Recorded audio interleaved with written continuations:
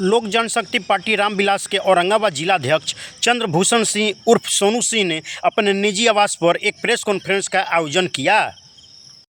बताते चले कि इस प्रेस कॉन्फ्रेंस का आयोजन बिहार सरकार के मुख्यमंत्री नीतीश कुमार के द्वारा बिहार में बिहार युवा बोर्ड का गठन किया गया है। इस गठन को लेकर जिलाध्यक्ष चंद्रभूषण सिंह उर्फ सोनू सिंह ने मुख्यमंत्री नीतीश कुमार के प्रति अपनी आभार जताया और आगे जिलाध्यक्ष सोनू सिंह ने कहा कि नीतीश कुमार विकास पुरुष हैं, इनके नेतृत्व में बिहार में चहुमुखी विकास हो रही है।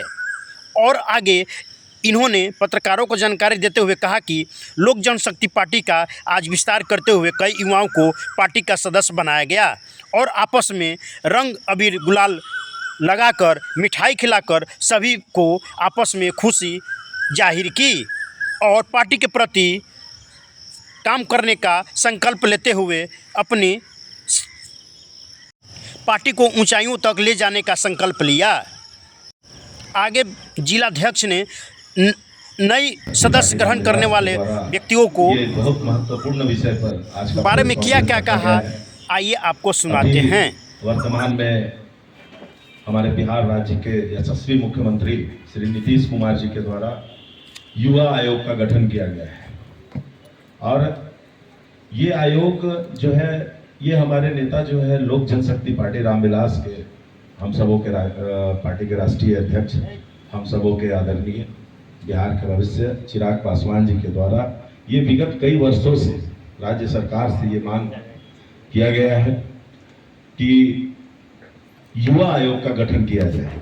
वो चूंकि युवा हैं और युवा सोच रखने वाले हैं तो आज बहुत ही खुशी की बात है और हम लोगों के लिए युवाओं के लिए बहुत ही सुनहरा मौका है। इसलिए हम आज प्रेस कॉन्फ्रेंस के माध्यम से हमारे नेता आदरणीय चिराग पासवान जी का बहुत बहुत आभार प्रकट करते हैं। हमारे आदरणीय लोक जनशक्ति पार्टी रामविलास के हमारे राष्ट्रीय अध्यक्ष चिराग पासवान जी के द्वारा लगातार मांग किया गया और नीतीश कुमार जी के द्वारा इसको धरातल पर उतारा गया है। इस आयोग के गठन से न सिर्फ युवाओं का ही विकास होगा बल्कि युवा एक नए लक्ष्य की ओर अग्रसर होंगे। युवाओं का जो विकास है वो एक नया आयाम अब लिखेगा। बिहार फर्स्ट और बिहारी फर्स्ट का जो हमारा विजन है उसमें विशेष तौर पर युवा और महिला पर ध्यान दिया गया है और इसका जो ये हमारा जो युवा आयोग का गठन हुआ है बिहार में ये उसको धरातल पर उतारने में एक अपना महत्वपूर्ण योगदान देगा।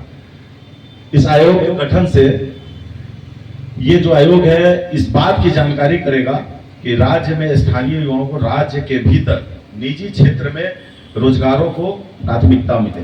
ये सबसे महत्वपूर्ण युवाओं के लिए जरूरी था, उनके रोजगार के लिए निजी क्षेत्रों में। और ये जो समाज में जो अभी हमारी सामाजिक बुराइयां चल रही हैं जैसे मादक पदार्थ हो गए, युवा उस ओर अग्रसर हो रहे हैं। हमारे बिहार में शराबबंदी है, नशे पर पूर्ण रूप से रोक है। तो ये जो आयोग है क्योंकि युवा आयोग है युवाओं पर विशेष करके ध्यान देगा। तो ये जो आयोग है ये समय समय पर जो युवा नशे की ओर जो जा रहे हैं, जो सूखा जो नशा है उसकी ओर भी अग्रसर हो रहे हैं। तो ये कैसे इससे रुके इस पर एक कार्यक्रम को तैयार करेगा, आपसी कोऑर्डिनेशन से उस पर विचार विमर्श करेगा और उस पर एक कार्यक्रम करके कार्यक्रम की जानकारी को वहां राज्य को सौंपेगा और उस पर राज्य सरकार एक्शन लेगी और उस पर विचार करके उस ओर कदम बढ़ा करके इसको रोकथाम में आगे बढ़ेगी।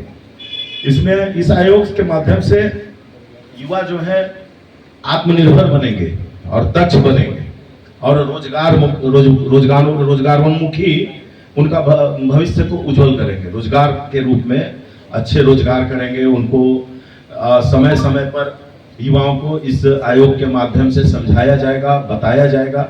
युवाओं को अवेयरनेस प्रोग्राम चला करके लोगों को बताया जाएगा और युवा इससे रोजगार प्राप्त करेंगे और ना सिर्फ रोजगार प्राप्त करेंगे बल्कि उसमें उन्नति करेंगे।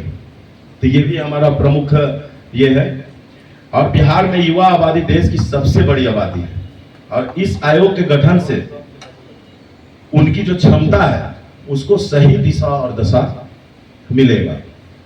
आयोग निजी क्षेत्र में स्थानीय युवाओं को प्राथमिकता देने के लिए भी नीतियां तैयार करेगा, कौशल विकास कार्यक्रमों को बढ़ावा देगा। तो ये मुख्य बिंदु थे जिस पर अभी वर्तमान में जो आवश्यक है, जो युवा आयोग का गठन हुआ है वो जो काम करेगा। और आगे भी बहुत तरह की युवाओं को बढ़ाने के लिए, आगे लेकर के जाने के लिए, युवा हमारे राज्य का नाम, हमारे देश का नाम, युवा बिहार का नाम पूरे देश में रोशन कर सके, इस पर काम करेगा ये आयोग। और हम समझते हैं कि ये आयोग के गठन से युवा अब काफी आगे बढ़ेगा। अब इस पर आप लोगों का कोई सवाल हो तो ले लीजिए। माना जाए कि एनडीए से अलग होकर लड़िएगा। देखिए, हमारे जो नेता हैं वो गठबंधन धर्म के मर्यादा को अच्छी तरह से जानते हैं और वो एक ईमानदार नेता है, और उनकी उपस्थिति जिस भी गठबंधन में रहेगी वो गठबंधन काफी मजबूती से काम करेगी।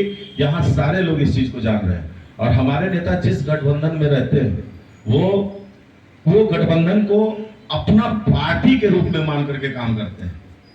तो उसी गठबंधन के वो पार्ट है। तो जाहिर सी बात है कि हम जहां जहां हमको गठबंधन में सीटें मिलेंगी उन सीटों पर तो हम पूरी मजबूती के साथ लड़ेंगे ही, क्योंकि हमारा 100% स्ट्राइक रेट रहा है। आपने बिहार में भी लोकसभा के चुनाव में देखा होगा, आपने झारखंड के चुनाव में भी देखा होगा। अगर वहां तो हमें 1 सीटें मिली थी, उसको भी हम जीत करके लाए, 10 सीटें भी मिलती तो शायद हम 100% का स्ट्राइक रेट देते। तो चिराग जी का कहना बिल्कुल सही है, जो हमें सीटें मिलेंगी उस पर हम पूरी मजबूती के साथ अपना जो 100% का स्ट्राइक रेट है उसको सारे कार्यकर्ता चिराग पासवान बन करके काम कर करके, और उसको हम तो मेंटेन रखने का काम करेंगे।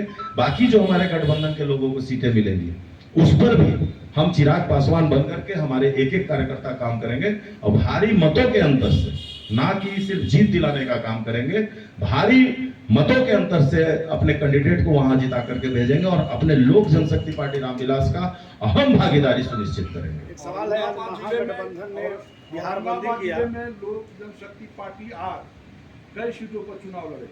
देखिए, ये हमारे नेता का विषय है। ऐसे हमारी जो तैयारी है वो 243 सीटों पर है। आप देख रहे होंगे, आप ही लोग लगातार अपने अपने माध्यमों से, अपने अपने वीडियो पर, अपने अपने प्लेटफॉर्म से चलाए हैं कि लोक जनशक्ति पार्टी यहाँ काफी मजबूत है। हमारी 6 की 6 सीटों पर औरंगाबाद में तैयारी है, और हमारे कार्यकर्ता पूरे बिहार में 243 सीटों पर पूर्ण रूपेण तैयारी करके रखे हुए हैं। आज महागठबंधन ने बिहार बंद बुलाया था।